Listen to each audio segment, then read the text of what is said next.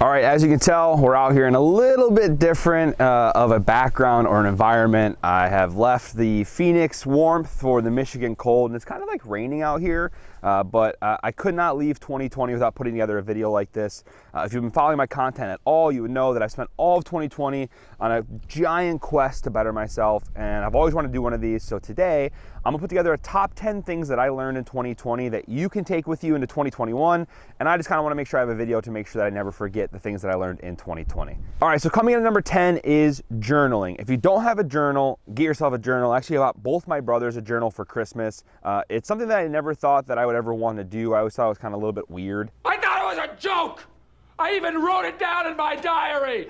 But every single day for the last couple months, I've been waking up, and after I'm done running, I spend the first part of my morning just kind of writing some stuff down, things that maybe some negative thoughts I want to just get off, get on the paper, get out of here, or things I want to accomplish that day, or goals I want to accomplish that week, that month, that year. I just find that it's pretty powerful to write stuff down, and then at night, before you go to sleep, check back at the things you wrote in the morning, and then also, write down a few other things that you want to remember, or a few other things you want to get off your chest. That way you can just have a clean slate leaving the night, and you wake up in the morning and you do it all over again. All right, number 9, create a weekly plan. Every Sunday, one of my favorite things that I do is I sit down with a cup of coffee and I look at my week and I plan the whole thing out. And I love it when a plan comes together. For the most part, I've seen some pretty aggressive plans out there.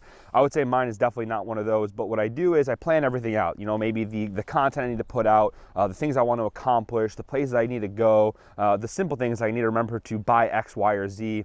But it just gives you a strong foundation heading into the week. Too many times we head into a week like it's a bar fight. Like, let's do it. I'm on a golf course. You just show up, you fight it out, and you hope that you make it. And what I found is that I feel a lot more in control, a lot less stress and anxiety if I have planned out my week. I know exactly what I'm looking to accomplish, and it's even better when you plan it and then you also execute on it as well. All right, coming in at number 8, do the work that makes you feel happy or fulfilled. I can't just stress enough how short life is, and if you are currently spending your time in a job or a career that you are not enjoying, you're not excited about, and you're just dying for a paycheck, I'm gonna need you to go ahead and come in tomorrow.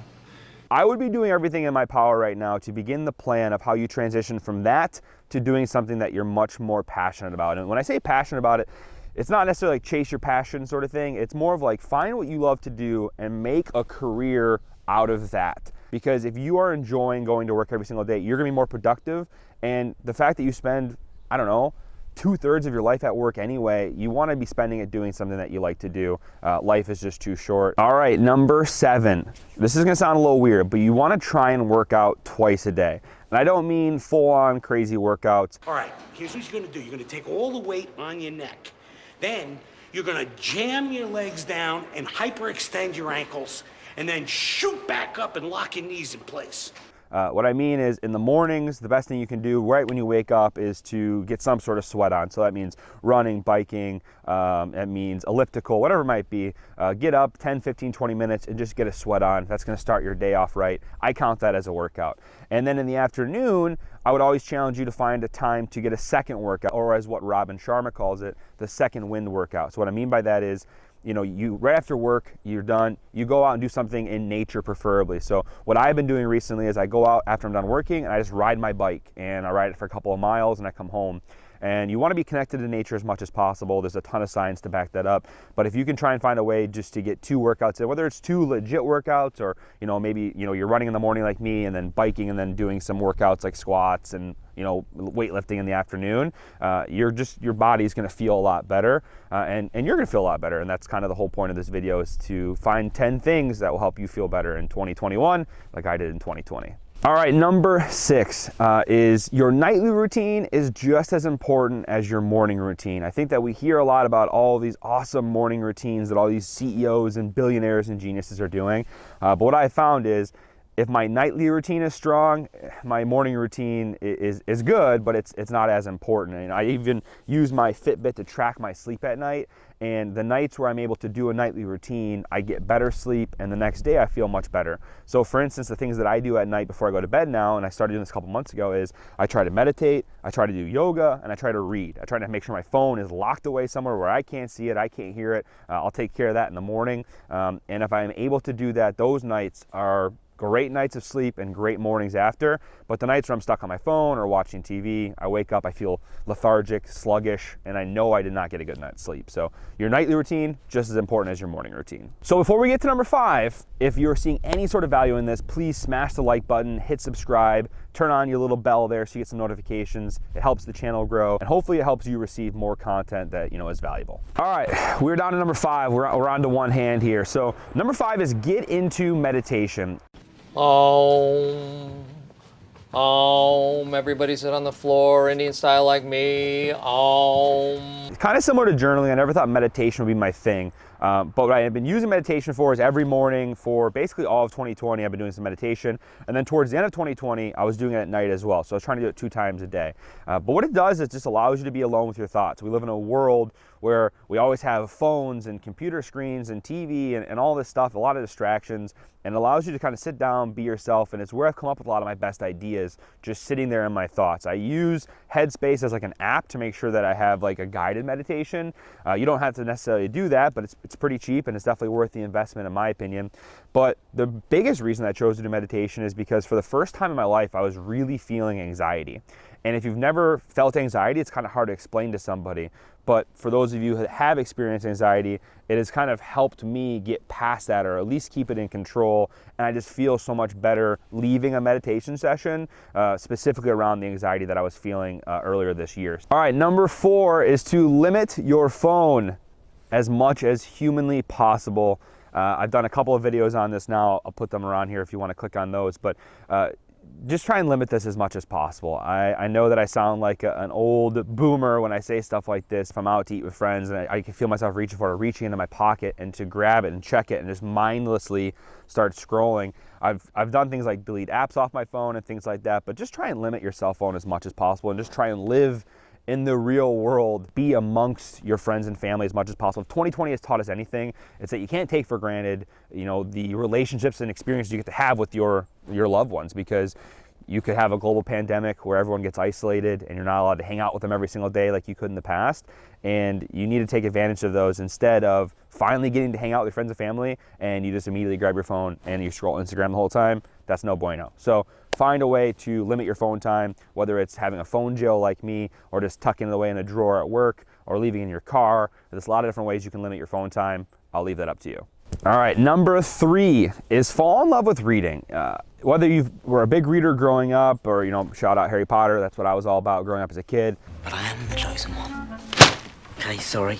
Or you've never been a reader, try and just fall in love with reading. It's something that I use to replace things like TV and phones and video games. And, you can be like my wife who likes to read like a ton of fiction and things like that. Or you can be like me where everything I'm reading, I'm trying to read to, build value for myself and to try and learn something new or a new skill. Or maybe there is a topic that I want to learn more about. Instead of like scrolling the internet, I just I go to the library or I rent books that cover those topics and I learn as much as I possibly can about those topics. And I find that there's really not a whole lot that replaces reading a good book. It's something that I do at night before I go to bed. I try and read for about an hour and it kind of helps me go to sleep. And it's kind of like 2 birds, 1 stone. I get to replace an hour where I would have been needlessly watching Netflix with being able to learn something. I go to bed, I wake up, I read in the morning as well, read throughout the day. It's something that I think that we all can take on in 2021 is you don't have to be as aggressive as me where I'm going to try and read like 52 books next year, but you can definitely start by reading, 1 book a month. All right, we're coming to the end here. So number 2 is the majority of the money that you spend should be investing in you. Investors? Possibly you! On you, in you, of you, around you. I don't know whatever the words you can use here, but the majority of the money you spend should be on you. And I've learned in time that life is more than just buying fancy watches or custom suits or, powerful sports cars, things like that. The majority of your money should be spent on or investing in you. And whether that's buying a book to read for you then to gain knowledge, whether that's you buying an app for meditation, or buying an app for working out, or buying a gym membership, or going to a yoga studio.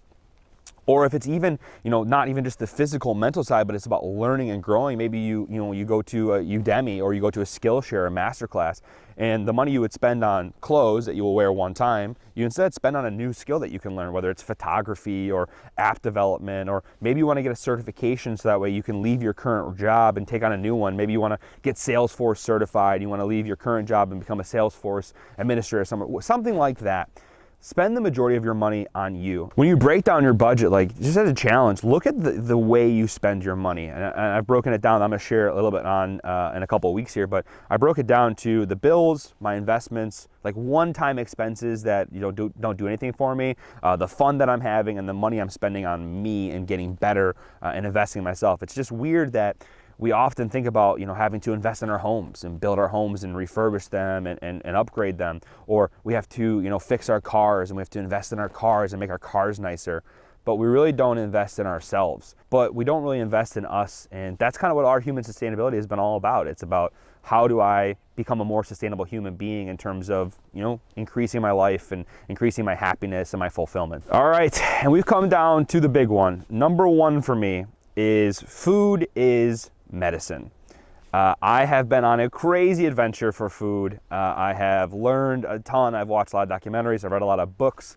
I've read a lot of online science journal articles. I've done just about everything you possibly can when it comes to food, because food fascinates me. And the concept of food being medicine is so powerful to me, and it just makes sense. A lot of the things we do in life, especially in the medical field, is just reactive. How do we find the cure for this disease? How do I get medicine for this? How do I get medicine for that? How do I get injections or shots or surgeries? All these crazy things. If you really think about it, all of those problems stem from the food that you eat. That's like the very first part of that whole vicious cycle. And so I've learned a ton about food. I've changed the way that I eat. I've changed the foods that I eat. And I think it's really important that you take a deep, long look at yourselves too, because if you're like me, I'm more concerned now about how am I going to have life longevity? How am I going to have mobility when I'm older? I'm kind of past how do I get a six-pack abs. I'm thinking more now of how do I avoid all of these chronic illnesses that a lot of my loved ones have, fallen to. And the easy answer to that is the food that you eat. I'm okay spending a little bit more to get the highest quality of food. I'm okay spending a little bit more if it means that the foods that I'm putting into my body, again, like I said, number two, investing in me, is going to give me a return on my investment, which is added life, and not only added life years, but actual added life in terms of what I'm able to do in those years. So food as medicine has become very important to me. There you have it. Those are the 10 things that I learned in 2020. It is freezing out here in Michigan. I'm sure that maybe back when I lived here, I wouldn't have thought that, but right now, being from Arizona, it's pretty cold, so I'm gonna get out of here. But again, if you found value, if you liked any of this stuff, or you wanna learn more about these things heading into 2021, I'm doubling down on the channel. I'm doing everything I can to learn and then share and then grow. That's the whole point of all this. So hit the subscribe button, hit the like button below, hit the little bell so you get notifications whenever a new video comes out. I really appreciate it. If you would like to go back and look at any of the more recent videos that I've done, a lot of them have been around the 10 things that I learned, so we go a lot more in depth. I'm sure I'll put a couple here at the end of the video for you to kind of click on to keep it rolling. So have a very safe New Year's Eve. Don't wait until January 1st to have a resolution. If you do want to make a change in your life, make the change today. Make the change right when you leave watching this video. Your future self will thank you. Not a scientist or a doctor, just a normal guy on a quest to better himself.